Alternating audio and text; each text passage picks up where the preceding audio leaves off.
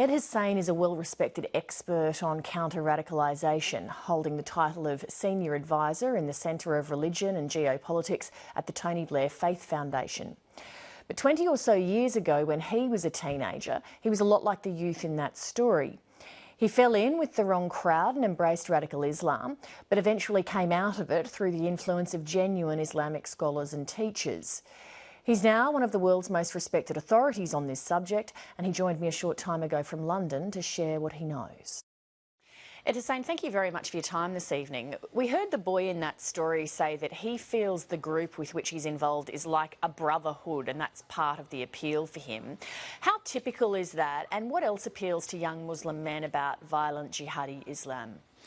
It's very typical, Lee, because what we're seeing is among lots of second, third generation young Muslims in countries with a dominant moral Western system of thought, they sense this lack of belonging. And we're seeing it here in the UK, we see it in America, where I've been for the last 4 years. This lack of belonging in the West causes this conflict and the search for small groups of people that give them this sense of belonging, as this young man says, brotherhood, but also more than that, and it gives them a sense of purpose.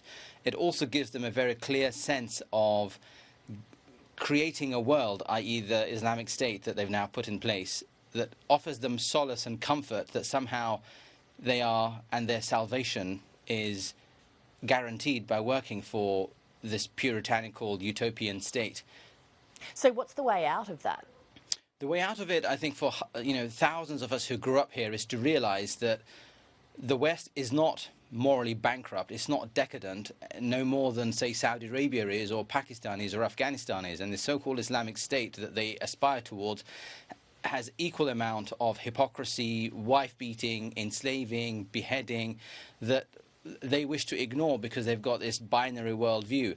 And it's for the rest of us who are on the side of the vast majority of human beings and don't share this extremism, is to be assertive in our worldview and say the West is built on Judeo-Christian narratives. It is not, in effect, a satanic world in the way that the Iranians say, but it's incumbent upon us to have more confidence and better knowledge of what we stand for in order to rescue the small minority of people in our midst who I think genuinely misunderstand the history, the trajectory and the current impasse that the West finds itself in.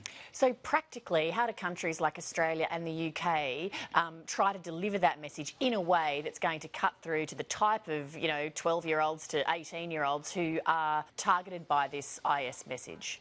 Lee, there are several things that need to be done. First and foremost, whether it's your Prime Minister or whether it's your political parties, a clear message needs to be sent out across these communities from Muslim leaders and others that these are sons of the soil, that they are in fact Australians as anybody else, that they belong here, that Australia is their home. They shouldn't have this dichotomy that they don't belong in Australia but they belong elsewhere. So that's the first message, that they are sons of the soil.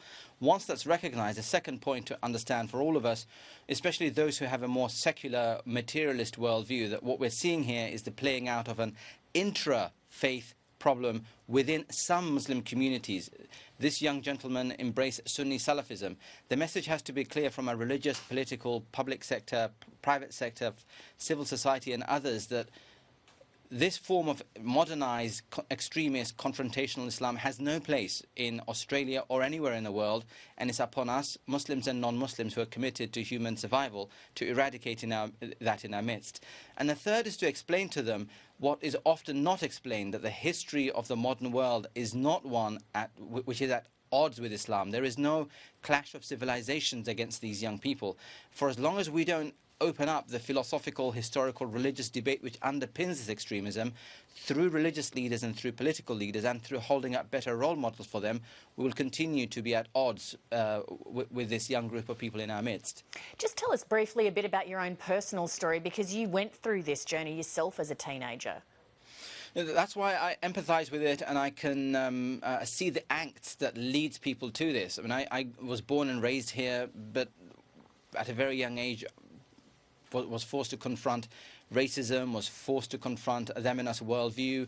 In the early 1990s, we had white, blonde, blue-eyed Muslims being killed in Bosnia in their thousands. It's a legitimate question, therefore, what future for people who look like me and people who are Muslims like I am. And what we're seeing now is a young generation of Muslims, or younger generation of Muslims, going through the similar angst of what they're seeing play out in Syria, that no one's coming to the aid of Muslims being butchered by this dictator in Syria.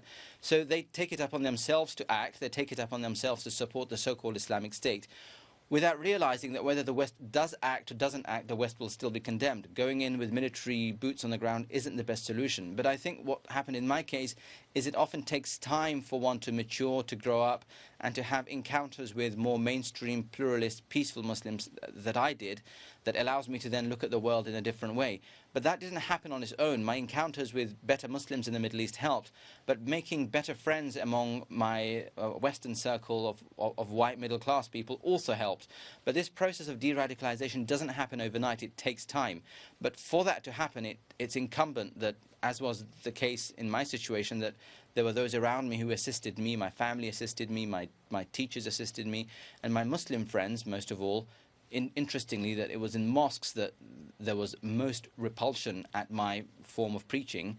I think what needs to happen in Australia is Muslim leadership, side by side with government, civil society and the media, need to isolate the extremist message, but be warm towards the individuals who require that love and acceptance from wider society. Ed Hussain, thank you very much for your research and your leadership in this area, and thank you for making the time to speak to our audience tonight. Thank you, Lee.